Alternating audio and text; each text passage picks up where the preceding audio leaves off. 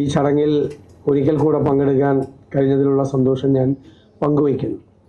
നമുക്കെല്ലാം അറിയാവുന്നതുപോലെ MBR ഇവിടെ സൂചിപ്പിച്ചതുപോലെ കേരള രാഷ്ട്രീയത്തിൽ അദ്ദേഹത്തിൻ്റെ ഒരു സിഗ്നേച്ചർ പതിപ്പിച്ചിട്ടാണ് പോയത്.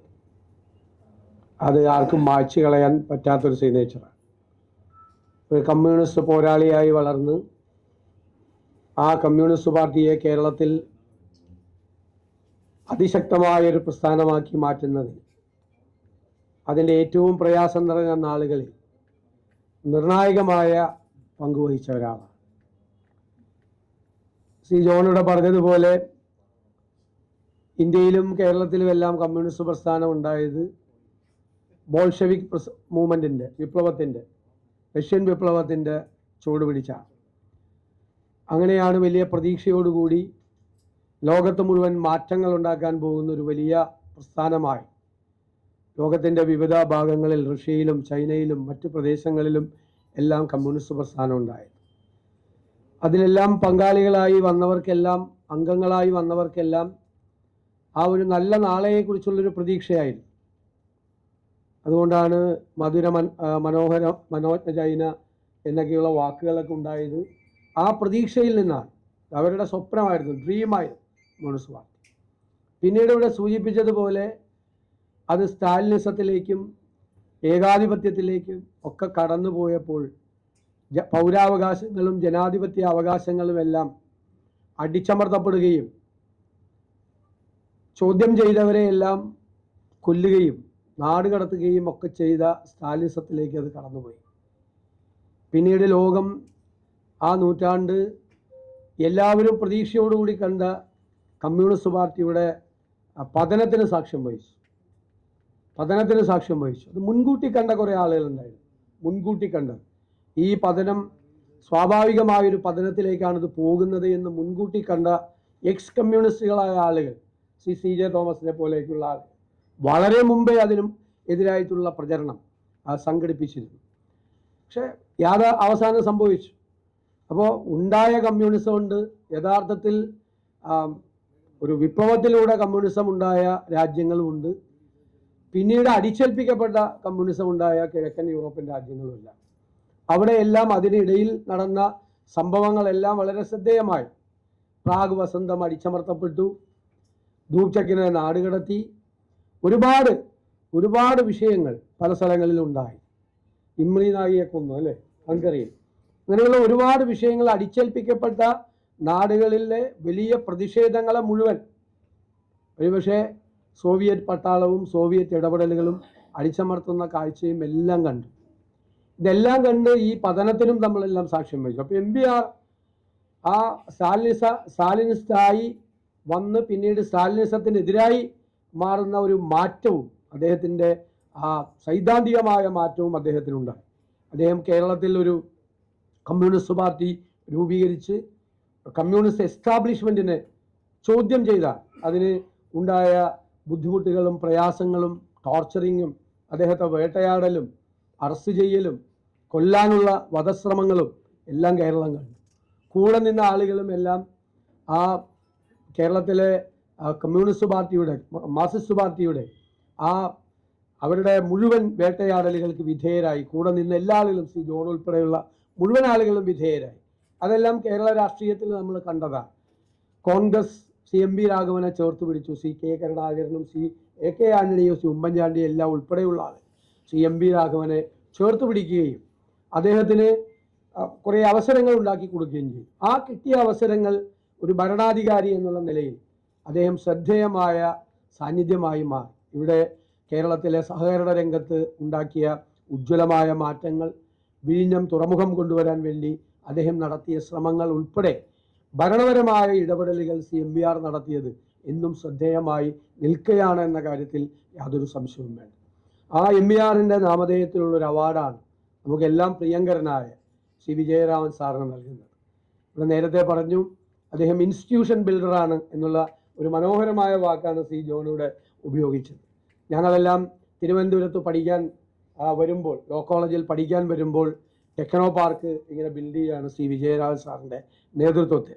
അന്നൊരു ചെറുപ്പക്കാരനായ ഒരാൾ കേരളത്തിലെ IT വിപ്ലവത്തിന് തുടക്കം കുറിച്ചത് അദ്ദേഹത്തിൻ്റെ നേതൃത്വത്തിലാണ്. IT വിപ്ലവത്തിന് തുടക്കം കുറിച്ചത് നമുക്കൊന്നും, കാരണം 70s-ലും 80s-ലും കേരളത്തിൽ ഒരു സ്ഥാപനവും തുടങ്ങാൻ പറ്റില്ല എന്നുള്ളൊരു മെസ്സേജാണ് കേരളത്തിൻ്റെ പുറത്തേക്ക് പോയത്.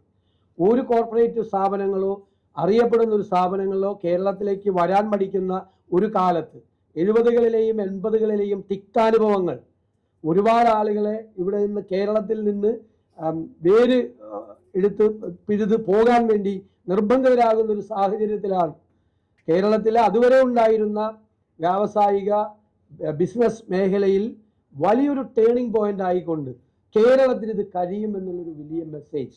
ഞാൻ ടെക്നോ പാർക്ക് എന്നുള്ള സ്ഥാപനം ഉണ്ടാക്കിയ വിപ്ലവകരമായ മാറ്റത്തിനേക്കാൾ ഉപരി ടെക്നോ പാർക്ക് കേരളത്തിൽ നിന്ന് പുറത്തേക്ക് കൊടുത്തൊരു മെസ്സേജ്, കേരളത്തിൽ വലിയ സ്ഥാപനങ്ങൾക്ക് വന്ന് അവർക്കിവിടെ വലിയ കമ്പനികൾക്ക് വന്ന് ഇവിടെ പ്രസ്ഥാനങ്ങൾ തുടങ്ങാൻ കഴിയുമെന്നുള്ളൊരു മെസ്സേജ് കൊടുത്തു.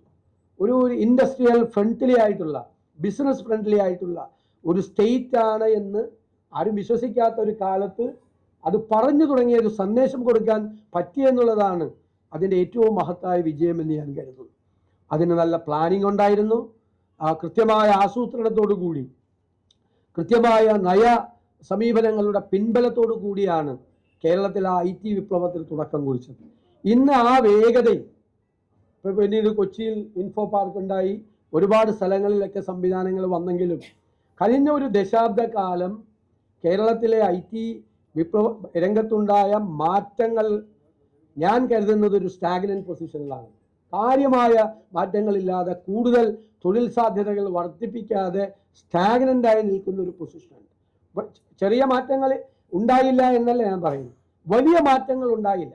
ഈ കഴിഞ്ഞ ഒരു ദശാബ്ദകാലം ആ രംഗത്ത് വലിയ മാറ്റങ്ങൾക്ക് പല സംസ്ഥാനങ്ങളും സാക്ഷ്യം വഹിച്ചപ്പോൾ അതനുസരിച്ചുള്ള ഉയരാൻ നമ്മുടെ സംസ്ഥാനത്തിന് കഴിഞ്ഞോ എന്ന് പരിശോധിക്കപ്പെടേണ്ടതാണ്, കൃത്യമായി പരിശോധിക്കപ്പെടേണ്ടതാണ്. കൃത്യമായ ആസൂത്രണത്തോടു കൂടി, ലക്ഷ്യബോധത്തോടു കൂടി മാത്രമേ നമുക്ക് കാര്യങ്ങളെ മുന്നോട്ട് കൊണ്ടുപോകാൻ പറ്റുള്ളൂ. നമുക്ക് ഓരോ രംഗത്തും വരുത്തേണ്ട മാറ്റങ്ങൾ എന്താണ് എന്നുള്ള കൃത്യമായ ധാരണ നമുക്ക് വേണം. നമുക്ക് കൃത്യമായ ഡോക്യുമെന്റ് വേണം. 2031 ആകുമ്പോൾ കേരളത്തിലെ IT രംഗം എന്ത് മാറ്റമാണ് ഉണ്ടാകേണ്ടത്, എന്തെല്ലാം മാറ്റങ്ങൾ നമുക്ക് വരുത്താൻ കഴിയും, എത്ര ലക്ഷം പേർക്ക് നമുക്ക് പുതിയതായി തൊഴിൽ കൊടുക്കാൻ പറ്റും എന്നുള്ളൊരു പേഴ്സ്പെക്റ്റീവ്, ലോങ് ടേം പേഴ്സ്പെക്റ്റീവ് കേരളത്തിൽ ഉണ്ടാകണം. നമ്മൾ പല സ്ഥലത്തും നമ്മൾ നഷ്ടപ്പെടുത്തുന്നത് ഈ ലോങ് ടേം പെർസ്പെക്റ്റീവാണ്. അതനുസരിച്ചുള്ള കൃത്യമായ ആസൂത്രണത്തോടു കൂടി കാര്യങ്ങൾ ചെയ്തുകൊണ്ട് മുന്നോട്ട് പോകാൻ നമുക്ക് കഴിയണം. എല്ലാ രംഗത്തും വേണം. ഇപ്പൊ സഹകരണ രംഗം കേരളം തകർന്ന് തരിപ്പണമായി കൊണ്ടിരിക്കുകയാണ്, അതിൻ്റെ വിശ്വാസം നശിക്കുകയാണ്. യഥാർത്ഥത്തിൽ ഗവൺമെന്റിന് വളരെ എളുപ്പം ഗൗരവത്തോടു കൂടി ചർച്ച ചെയ്ത് പരിഹാരം ഉണ്ടാക്കാൻ കഴിയുന്ന ഒരു രംഗമാണ്. ഞാൻ ചോദിക്കട്ടെ, ഷെഡ്യൂൾ ബാങ്കിലും നാഷണലൈസ്ഡ് ബാങ്കിലും പണം നഷ്ടപ്പെടുന്ന ആളുകൾക്ക് പണം കൊടുക്കുന്നില്ലേ? എന്തുകൊണ്ട് കേരളത്തിലെ നിക്ഷേപകർക്ക് ഇപ്പോൾ 5 ലക്ഷം രൂപ വരെ നഷ്ടപ്പെട്ട കൂടെ 5 ലക്ഷം രൂപ ഇല്ല, ഒന്നും ഫലപ്രദമില്ല. അത് എപ്പോഴാണ്? ലിക്വിഡേഷൻ സ്റ്റേജിലാണ് കൊടുക്കുന്നത്. ലിക്വിഡേഷൻ സ്റ്റേജ് എപ്പോഴാണ്? മകളുടെ കല്യാണത്തിന്, വീട് നിർമ്മിക്കുന്നതിന് വേണ്ടിയിട്ട്, അല്ലെങ്കിൽ പെൻഷനറി ബെനിഫിറ്റ് കൊണ്ടുപോയി കോപ്പറേറ്റീവ് ബാങ്കിലിടുന്ന ആളുകൾ ചോദിക്കുമ്പോൾ പൈസ കൊടുക്കാൻ പറ്റില്ല, ഇത് ലിക്വിഡേഷൻ സ്റ്റേജ് ആകട്ടെ എന്ന് പറഞ്ഞാൽ അതിൻ്റെ വിശ്വാസ്യത എവിടെയാണ് നിൽക്കുന്നത്? ഈ കോപ്പറേറ്റീവ് സെക്ടറിൽ തന്നെ അതിനാവശ്യമായ പൈസ ഉണ്ട്. അതിനുള്ളൊരു കോർപ്പസ് രൂപീകരിച്ച് ഈ ഏത് നിക്ഷേപകനും സംരക്ഷണം കൊടുക്കുമെന്നൊരു ഗവൺമെന്റിന് പറയാനുള്ള വിൽ പവർ ഉണ്ടാകണം, ഇച്ഛാശക്തി ഉണ്ടാകണം. ഈ സംസ്ഥാനത്തെ സഹകരണ മേഖലയിൽ നിക്ഷേപിക്കുന്ന മുഴുവൻ പണത്തിനും ഗ്യാരണ്ടി കൊടുക്കാൻ ഗവൺമെന്റ് തയ്യാറാണ് എന്ന് പറയണം. ഞാൻ പറയുന്നു, UDF അത് പ്രഖ്യാപിക്കും. തെരഞ്ഞെടുപ്പിന് മുമ്പ് UDF അധികാരത്തിൽ വന്നാൽ ഈ സംസ്ഥാനത്തെ മുഴുവൻ നിക്ഷേപകർക്കും നിക്ഷേപക ഗ്യാരണ്ടി ഡിപ്പാർട്ട്മെന്റ് റെക്കമെൻഡ് ചെയ്താൽ മതി. ഈ ബാങ്കിന് നിക്ഷേപകർക്ക് പണം കൊടുക്കാൻ കഴിയുന്നില്ല. എന്തുകൊണ്ടാണ്, എങ്ങനെയാണത് വന്നത് എന്നുള്ളത് വേറെ കാര്യം. ജയിലിൽ പോകേണ്ടവർ ജയിലിൽ തന്നെ പോകണം, ഒരു സംശയമില്ല കാര്യത്തിൽ. പക്ഷെ നിക്ഷേപകന്റെ താല്പര്യങ്ങൾ പ്രൊട്ടക്ട് ചെയ്യാൻ കഴിഞ്ഞില്ലെങ്കിൽ ആ മേഖല എങ്ങനെ പിടിച്ചു നിൽക്കും? നമുക്കതിന് കഴിയും. ഞങ്ങളത് പരിശോധന നടത്തിയിട്ടുണ്ട്. സഹകരണ മേഖലയിൽ നടത്തേണ്ട, അതിദ്രുതം വരുത്തേണ്ട മാറ്റങ്ങളെ കുറിച്ചുള്ള കൃത്യമായ ധാരണ UDF-നുണ്ട്. ഞങ്ങൾ ജനുവരിയിൽ പ്രഖ്യാപിക്കും. ഞങ്ങൾ പറഞ്ഞു, ലാഭത്തിലുള്ള ജില്ലാ ബാങ്കുകളെ കൊണ്ട് സംസ്ഥാന ബാങ്കിൽ ലയിപ്പിക്കരുത് എന്ന് പറഞ്ഞു. ഇപ്പൊ എന്താ, ഇപ്പോ കരുവന്നൂർ ഉൾപ്പെടെയുള്ള ബാങ്കുകളുടെ കാര്യം വന്നപ്പോൾ ഹെൽപ്ലെസ് ആയി സ്റ്റേറ്റ് ബാങ്ക്, ഇല്ലേ? സ്റ്റേറ്റ് ബാങ്കിന് ഒന്നും ചെയ്യാൻ പറ്റില്ല, കാരണം റിസർവ് ബാങ്കിന്റെ കൺട്രോളാണ്. തൃശ്ശൂർ ജില്ലാ സഹകരണ ബാങ്ക് അവിടെ ഉണ്ടായിരുന്നെങ്കിൽ 48 മണിക്കൂറിനകം കരുവന്നൂരിലെ ഇഷ്യൂ സോൾവ് ചെയ്യാൻ പറ്റുമായിരുന്നു. വേറെ കണ്ട്ല ബാങ്കിലെ വിഷയം തിരുവനന്തപുരം ജില്ലാ ബാങ്കിനെ സോൾവ് ചെയ്യാൻ പറ്റുമായിരുന്നു, ചെയ്തില്ല. അപ്പൊ ഈ പ്ലാനിങ് ആണ് നമുക്ക് എല്ലാ രംഗത്തും വേണ്ടത്. വലിയ മാറ്റങ്ങൾക്ക് നമുക്ക് തുടക്കം കുറിക്കണം. അത് വിദ്യാഭ്യാസ രംഗത്താണെങ്കിലും ആരോഗ്യ രംഗത്താണെങ്കിലും കാർഷിക രംഗത്തും സഹകരണ രംഗത്തും വ്യവസായ രംഗത്തും എല്ലാം സമൂലമായ മാറ്റങ്ങൾക്ക് വേണ്ടിയിട്ടുള്ള കൃത്യമായ പദ്ധതികൾ നമുക്ക് ഉണ്ടാകണം. ഇപ്പൊ ഇവിടെ ഏറ്റവും രസകരമായ കാര്യം, ഞാൻ പ്ലാനിങ്ങിനെ കുറിച്ച് പറഞ്ഞപ്പോഴാണ് പറഞ്ഞത്, ഇതിപ്പോ സ്റ്റാലിന്റെ കാലത്തേക്ക് പോവാണ് നമ്മുടെ നാട്. ലോകം മുഴുവനാണ്, അത് ശരിയാണ്. ഞാൻ എപ്പോഴും പറയും, 20-ാം നൂറ്റാണ്ടിന്റെ ആദ്യ പകുതിയിൽ ലോകത്തുണ്ടായത് എല്ലാം 21-ാം നൂറ്റാണ്ടിന്റെ ആദ്യ പകുതിയിൽ ആവർത്തിക്കപ്പെടുകയാണ് എന്ന് പറയും. ബോൾഷെവിക് വിപ്ലവം ഉണ്ടായ റഷ്യയിൽ വ്ളാഡിമിർ പുടിൻ പ്രതിപക്ഷ നേതാവായ അലക്സി നവാൽനിയെ ജയിലിൽ വെച്ച് വിഷം കൊടുത്തു. ടർക്കിയിൽ, ഫിലിപ്പൈൻസിൽ, ലോകത്തെ പല രാജ്യങ്ങളിലും ഏകാധിപതികൾ അധികാരത്തിലേക്ക് തിരിച്ചു വരിക, ഇന്ത്യയിൽ മാത്രമല്ല. ഇവരുടെ ഒരു പൊതു സ്വഭാവം, പഴയ കാലത്തെ പൊതു സ്വഭാവം എല്ലായിടത്തും ആവർത്തിക്കപ്പെടുകയാണ്. നിങ്ങൾ ആലോചിക്കുക, ഈ കേരളത്തിൽ ഇതെല്ലാം PR പ്രൊപ്പഗാൻഡയായി മാറുകയാണ്.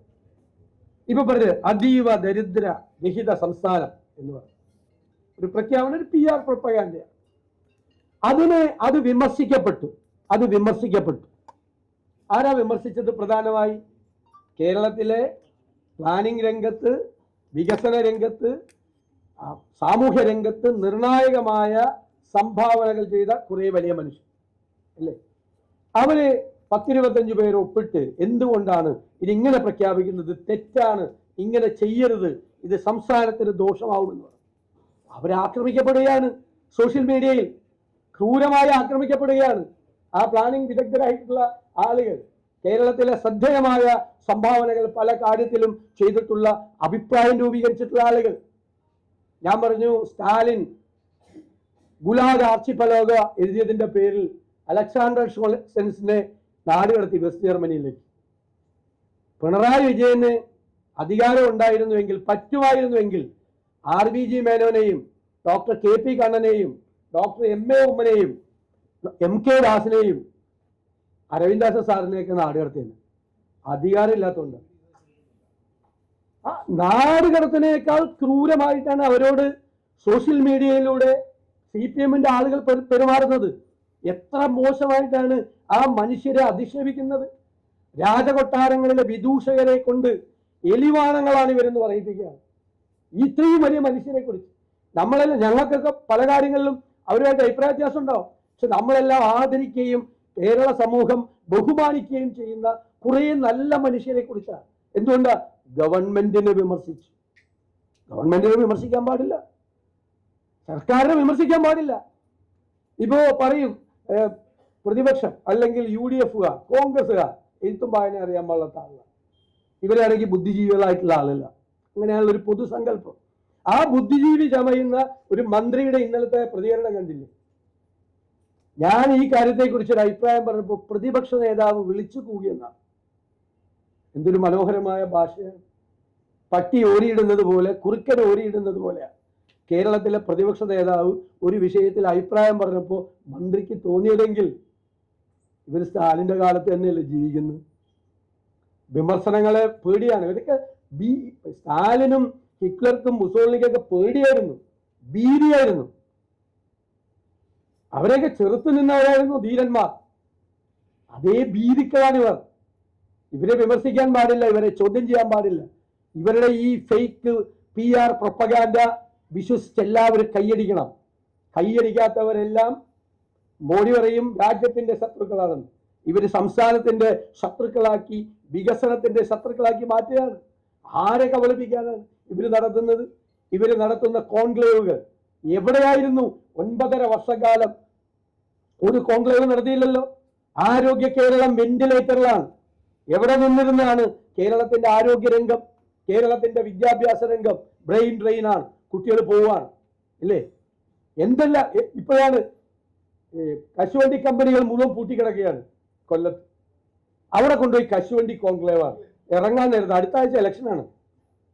കയർ തൊഴിലാളികൾ വലിയ സങ്കടത്തിലാണ്. അവിടെ കയർ കോൺക്ലേവാണ്. ആരെ കബളിപ്പിക്കാനാണ്? ഇറങ്ങി പോകാൻ നേരത്ത് തെരഞ്ഞെടുപ്പിന്റെ തലേ ആഴ്ച നടത്തുന്ന ഈ നാടകങ്ങൾ ആരെ കബളിപ്പിക്കാനാ? അതിനെ വിമർശിക്കുക തന്നെ ചെയ്യും. അതിനെ ഏതു ഭാഷയിൽ വിമർശിച്ചാലും അത് ആ തെറ്റ് ചൂണ്ടിക്കാണിക്കുക തന്നെ ചെയ്യും. കുറെ നല്ല മനുഷ്യർ, അവരിൽ പലരും പല കാലത്തും ഇടതുപക്ഷ സഹയാത്രികരായിരുന്നു, ഇല്ലേ? അവരിൽ പലരും അവരെല്ലാം എത്ര മോശമായിട്ടാണ് അധിക്ഷേപിക്കുന്നത്. ഡോക്ടർ കൽപ്പറ്റ നാരായണൻ ഒരു അഭിപ്രായം പറഞ്ഞു. ഞാൻ നോക്കിയപ്പോ ആ വളരെ എല്ലാവരും മലബാറിലൊക്കെ എല്ലാവരും ബഹുമാനിക്കുന്ന ആ എഴുത്തുകാരനെ സോഷ്യൽ മീഡിയയിൽ അധിക്ഷേപിക്കുകയാണ്. എത്ര മോശമായിട്ടുള്ള വാക്കുകളാണ്. ഒരു അഭിപ്രായം പറയാൻ പാടില്ല, എഴുത്തുകാരെ അഭിപ്രായം പറയാൻ പാടില്ല, ബുദ്ധിജീവികളുടെ അഭിപ്രായം പറയാൻ പാടില്ല, വിദഗ്ധരായിട്ടുള്ള ആളുകളുടെ അഭിപ്രായം പറയാൻ പാടില്ല, പ്രതിപക്ഷ നേതാക്കന്മാരുടെ അഭിപ്രായം പറയാൻ പാടില്ല. അതൊന്നും ഞങ്ങൾ വെച്ചു കുറിപ്പിക്കില്ല. സ്റ്റാലിന്റെ കാലത്ത് കൊല്ലാൻ പറ്റുമായിരുന്നു, ഇപ്പൊ കൊല്ലാൻ അത്ര എളുപ്പമല്ല. നാട് കടത്താൻ പറ്റുമായിരുന്നു അന്ന്, നാട് കടത്താൻ എളുപ്പമല്ല. അതുകൊണ്ട് കൊല്ലാതെ കൊല്ലാൻ നോക്കിയാണ്. കൊല്ലാതെ കൊല്ലാൻ ഏകാധിപതികളാണ് ഇവരെല്ലാം. ഇവർക്കെല്ലാം അധികാരം, കുറെ കൂടി അധികാരം ഉണ്ടായിരുന്നെങ്കിൽ അവർ ഇതിന്റെ അപ്പുറം ചെയ്യുമായിരുന്നു. കുറെ പേരെ കൊന്നില്ലേ, കുറെ പേരെ ഇല്ലാതാക്കാൻ ശ്രമിച്ചില്ലേ? അതിന്റെ തുടർച്ചയാണ്. അതുകൊണ്ട് നമ്മൾ നാടിന്റെ നന്മയ്ക്ക് വേണ്ടി പ്രവർത്തിക്കുക എന്നുള്ളതാണ് ഏറ്റവും പ്രധാനം.